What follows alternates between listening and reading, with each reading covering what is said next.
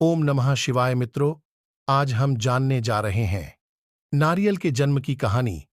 नारियल का जन्म कैसे हुआ? प्राचीन काल में सत्यव्रत नाम के एक राजा राज करते थे। वह प्रतिदिन पूजा पाठ किया करते थे। उनके पास किसी भी चीज की कमी नहीं थी। वह धन दौलत से लेकर हर प्रकार की सुविधा से समृद्ध थे। हालांकि इसके बावजूद भी राजा की एक अभिलाषा थी जिसे वह पूर्ण की चाह रखते थे। दरअसल राजा सत्यव्रत को किसी प्रकार से स्वर्गलोक जाने की इच्छा थी।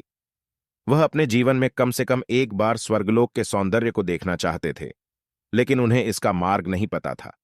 इधर दूसरी तरफ ऋषि विश्वामित्र अपनी तपस्या के लिए घर से बाहर निकले। चलते चलते वह अपनी कुटिया से काफी आगे चले गए थे।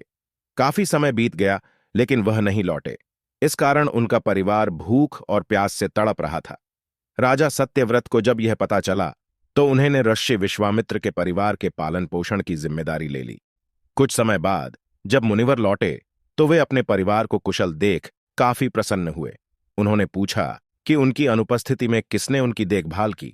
इस पर ऋषि के परिवार वालों ने बताया कि राजा ने उनके पालन पोषण की जिम्मेदारी उठाई थी। यह सुनकर ऋषि विश्वामित्र तुरंत राजमहल पहुंचे और राजा से मुलाकात की। वहां पहुंचकर उन्होंने सबसे पहले महाराज को धन्यवाद कहा। इस पर राजा ने ऋषि अपनी इच्छा पूर्ण होने का आशीर्वाद मांगा।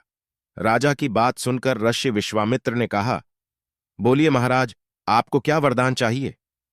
तब महाराज ने कहा, हे मुने, मुझे एक बार स्वर्गलोक के दर्शन करने हैं।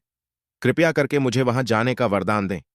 राजा की प्रार्थना सुनकर ऋषि विश्वामित्र ने एक ऐसा रास्ता बनाया जो स्वर्गलोक की ओर जाता था। यह देख राजा सत्यव्रत बहुत खुश हुए।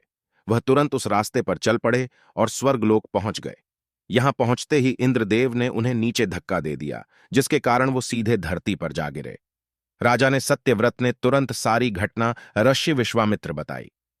राज की बात सुनकर ऋषि विश्वामित्र गुस्से से आग बबूला हो उठे।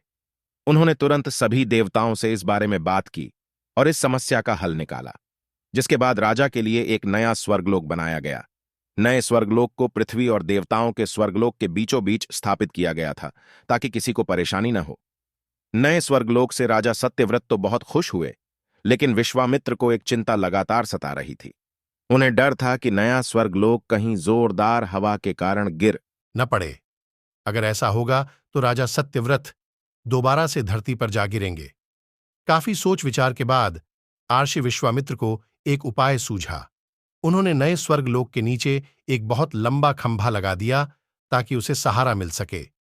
ऐसी मान्यता है कि नए स्वर्गलोक के नीचे लगाया गया खंभा एक विशाल पेड़ के तने के रूप में बदल गया। यही नहीं, कुछ समय पश्चात जब राजा सत्यव्रत की मृत्यु हुई तो उनका सिर एक फल में तब्दील हो गया। सभी से इस खंभे को नारियल का पेड़ कहा जाने लगा, जबकि राजा का सिर नारियल के रूप में जाना गया। यही कारण है कि नारियल का पेड़ इतना लंबा होता है। इस कहानी से हमें यह सीख मिलती है कि अगर सच्चे मन से किसी की मदद करे तो हमारी हर ख्वाहिश पूरी हो सकती है।